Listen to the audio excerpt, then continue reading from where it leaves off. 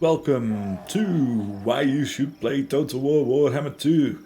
I'm going to make a real quick video because this game is on sale in the summer sale on Steam for a few more days I think, and it is so good. I ignored this game, I ignored most of this franchise for a very long time, and I really shouldn't have done because this is mint. This is probably one of the best games out at the moment, and it's old. You know, it's been around for a few years, 3 years, 4 years now, and it's still worth having. So if you haven't done yourself the favor of buying this game, check this video out and I'll try and explain to you why you should.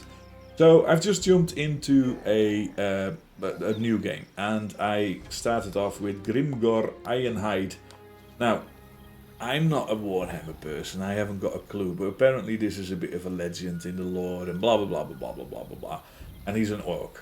And as you saw in the opening, you know, the resemblance, I fit right in. Let's be honest, I fit right in, so I decided to go for an orc.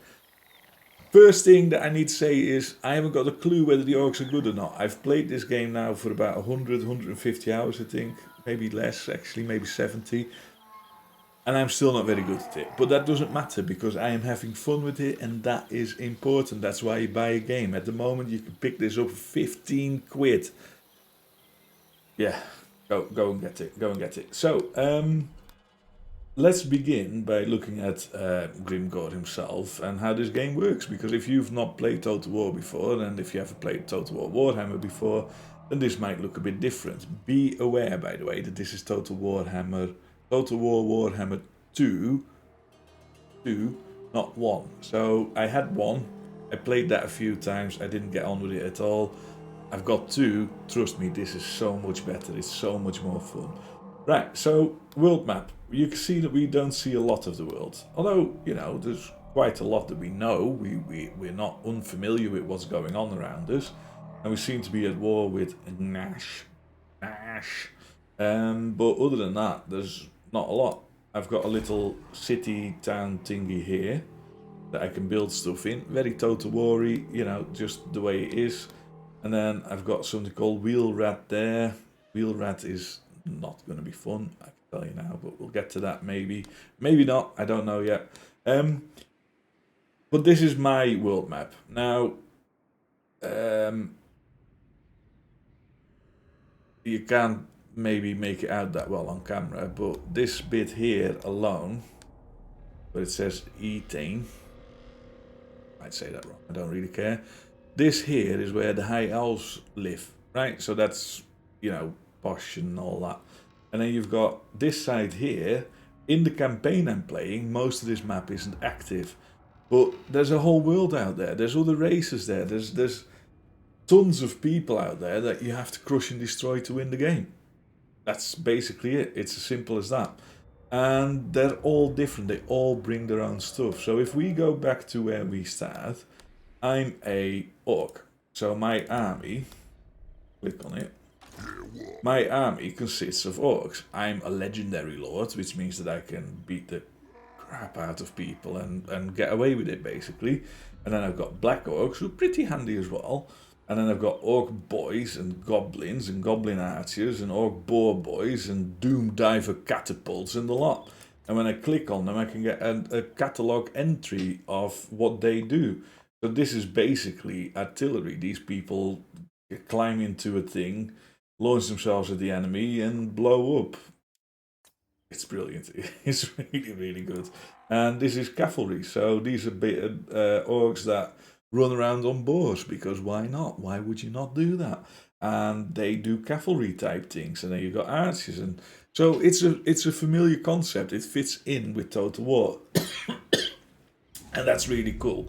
Because Total War got boring. I don't know if you agree with this, but medieval and all that. I used to play it. I used to play them when they came out, and it got stale. I just couldn't be doing with it anymore. Because of the Warhammer flavor, it's now unstill. I've also got Three Kingdoms, which is the Chinese Total War.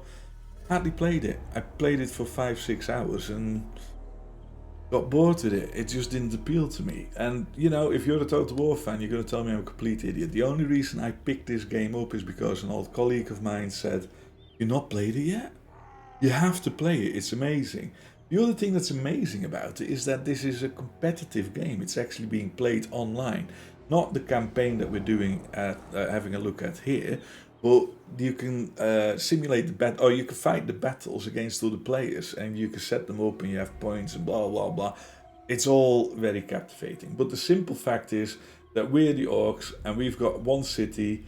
We're Grimgor. Grimgor himself is legendary, but he's at this point, he's pretty much, you know, just a simple unit. I've got to train him up. I've got to build him up.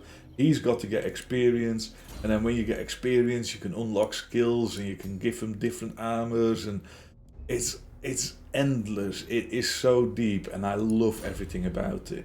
So, we've got Grimgor, and we're going to fight against Nash. We're going to have a quick look at what army he's got. He's got Orc Boys as well. He's got lots of Goblin Spear Infantry, which we should be able to tear up quite easily, but we need to stay away with our cavalry, because Spear's cavalry, pretty logic. And then we've got Orc Arrow Boys, who are better than my arrows, if I'm not mistaken. Where are my arrows?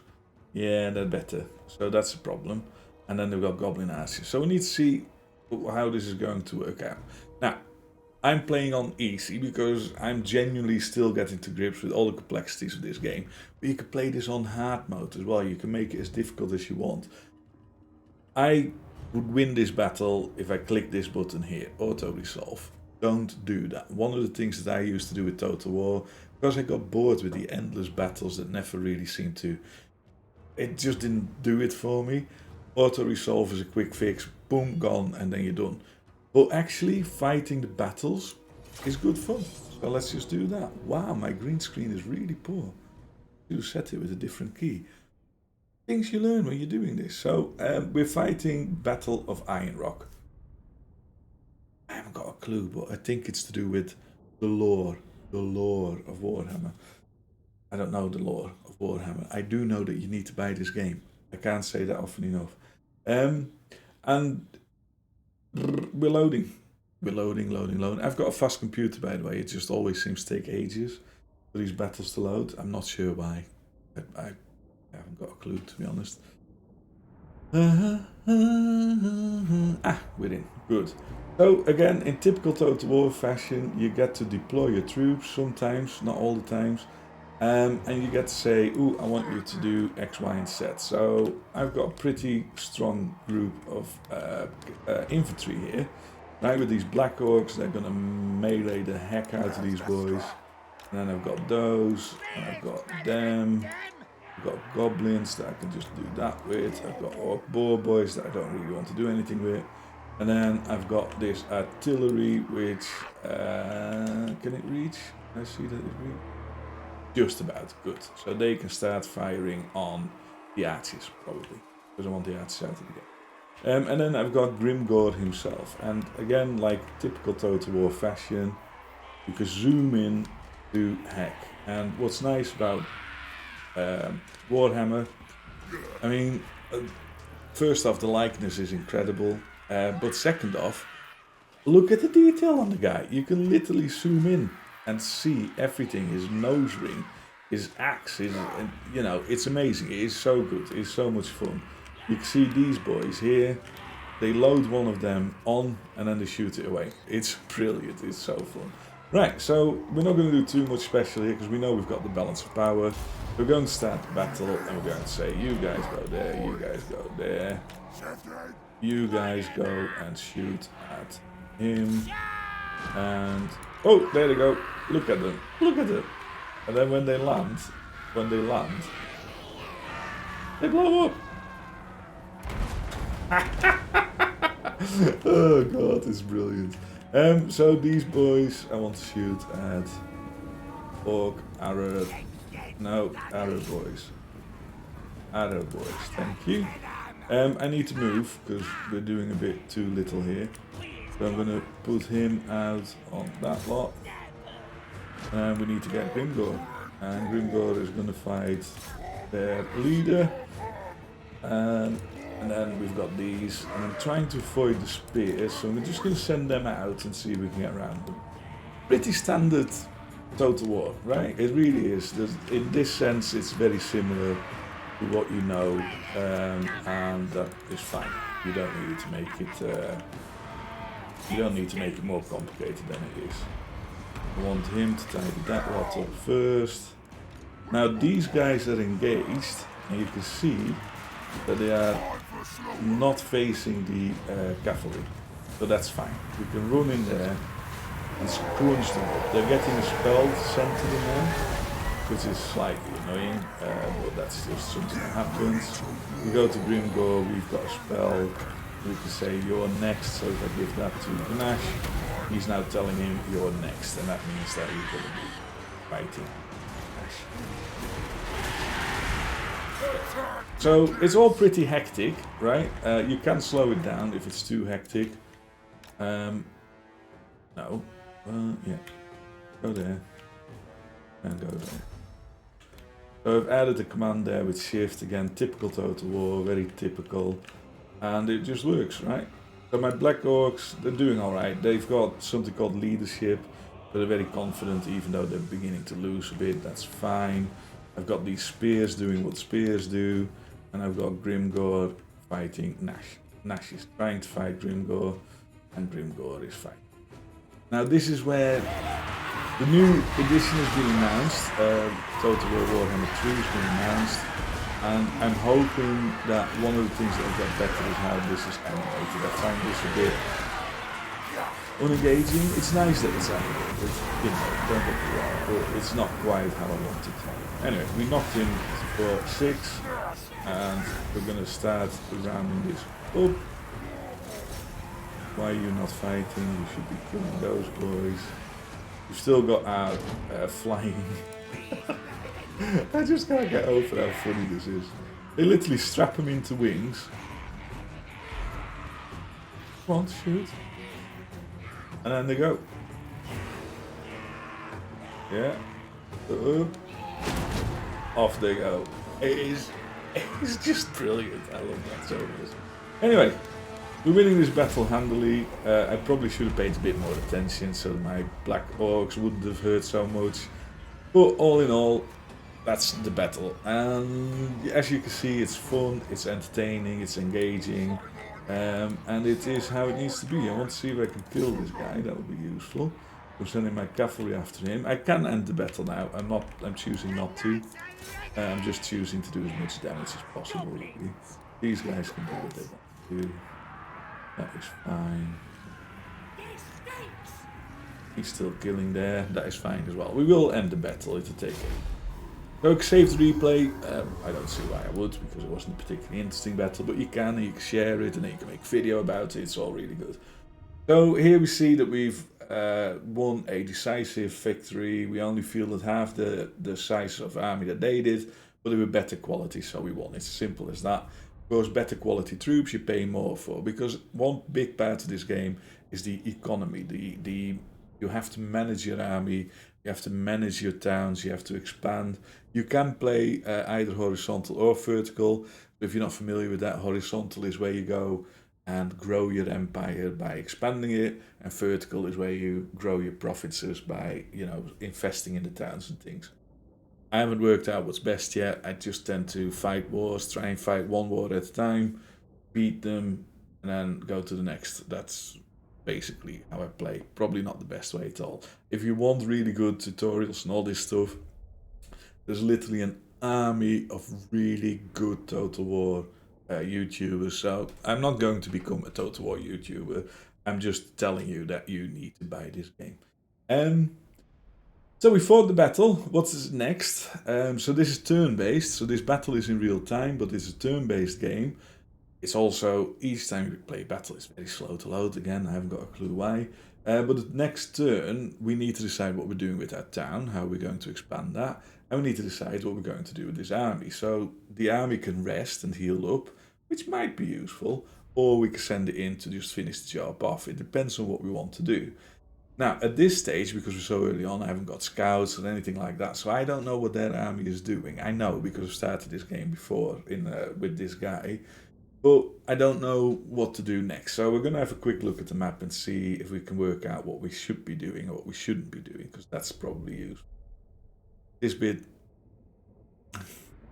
if I felt like editing this video, I would cut this, but I don't really feel like it. Shall we go to that beautiful picture of me again? I have so much fun with that. I love working with my green screen, taking weird pictures. It's just too much fun. And actually, I mentioned in another video, actually for my company rather than for my gaming, that I should be working on my thumbnails. You know, it's beautiful. It's a beautiful thumbnail. Who's not attracted to that proper Frisian beardy boy? Ah, yes. Come on, game. Thank you. So we get an end plate here as well. You can see it was decisive victory, but here we can choose what we want to do. I can get 350 gold. Not a lot. It's nice, but I don't think that's worth it. I can slaughter the captive, so this means that we are literally killing them off. But whoever we've got, we kill off.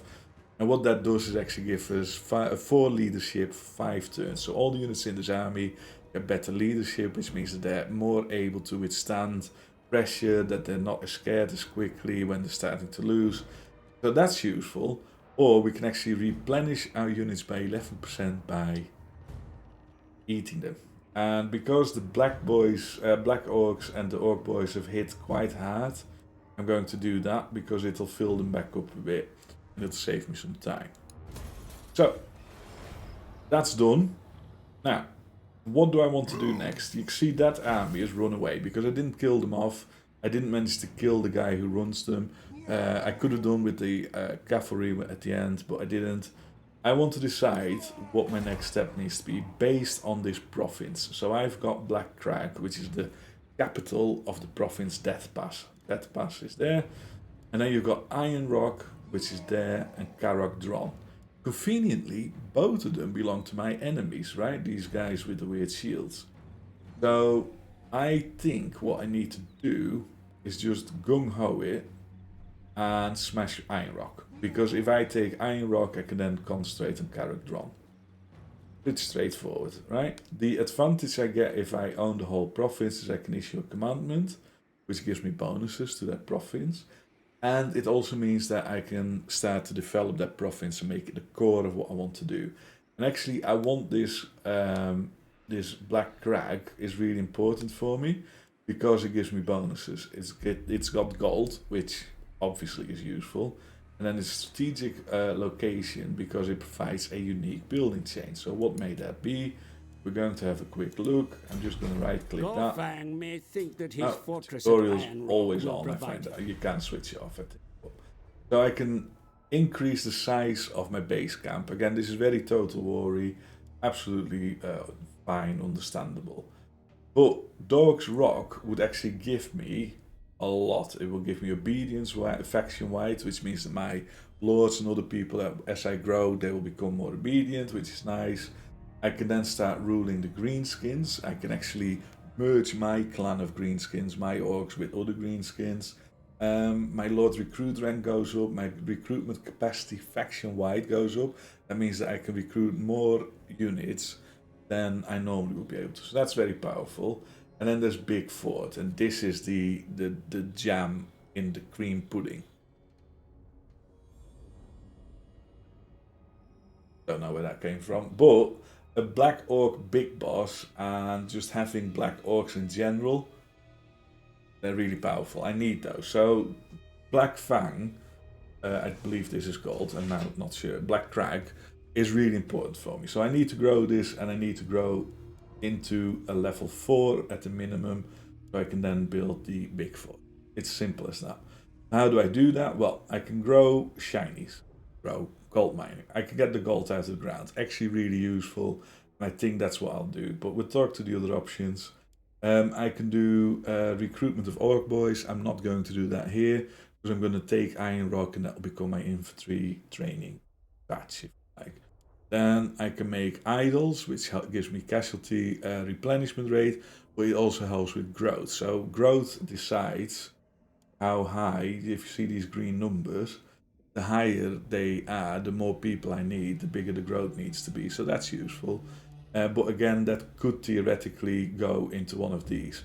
Iron Rock and Carrick Drawn I capped at level 3. So 2 population, level 3 encampment. That means that they can build all these levels here, but they can't build 4 and 5. Again, typical Total War. And then finally I can have income, but it's nowhere near the same as if I built Cave of Shinies. So I'm going to do that. I've just spent 1,000 of my treasury, my orc coinies, and that's it basically. I've also got an enchanted item. That's quite nice because I can actually hand that over to my orc, to Grimgor Ironhide, and this gives me a fireball spell. That's actually quite lucky. I normally don't get this early. It means that I can just run around the battlefield and go boom, and then stuff blows up and stuff like that. So that's pretty good as well. Right, so we've talked about the orcs, and I'm not actually going to play the turn. I'm just going to talk a bit more about the game and why you should buy it. So one of the things that's really interesting is we've got green skins all around us. We've also got things called, I always forget what these are called, rats. They've got a special name, I can't remember. I've not actually played with this faction yet because one of the recommendations that I spotted online is get better at the game before you play with this sort of faction. So, Skaven, that's what they're called. And these rats, they're basically vermin, which, you know, that makes sense. But you can't see where their camps are. So they probably are in Valley of Sorrow. But I don't know that, other than that I can see this army at the moment. So I could go here because these black flags mean I could go and hunt for treasures and stuff like that. But I might then encounter Skaven, and they are a problem. They really are a problem for greenskins. So that would be troublesome. But I could try and knock them out straight away. I could go straight to war. The reason I'm not doing that, and again, if I was a pro player, I probably would, because, you know, I'd be able to cope with it, but I can't, is because we're also at war with the dwarves. Yeah, dwarves. Got to have dwarves in a Warhammer game. And these boys are defensive minded, they're very armored, and they build forts that are really difficult to get. So that is a problem. I've got another one of these black base camps here. I don't know if there's Skaven in there or whether that's treasure or not. But what I do know is that we have even more dwarves. Where are they? Further to the north here. Here, I think. I think this is their base camp, and they are fighting these greenskins here. And they are pretty strong dwarves as well. Then on the map, we've got humans living here called the Border Princes. Then we've got the Empire there, because you need to have an empire, a Holy Roman Empire. Again, it's all based on lore in Warhammer. They're pretty strong. I'm going to have to worry a bit about that. Then you've got the undead here. You've got the further humans. These are based on the French knights and all that sort of stuff over there. You've got elves there. You've got dark elves there. You've got beast tribes there and there. And you can play these factions, and loads of the content that you get for this game is free. It's free DLC. I'm amazed at how much content I got for that. I bought it on sale before the last sale, or this sale, and it was 15 quid then, and it's absolutely worth it. So, without going on for too long, because it's already a 20-minute plus video, just get it. It's as simple as that. If you don't get it, tough. Dr. Klumber.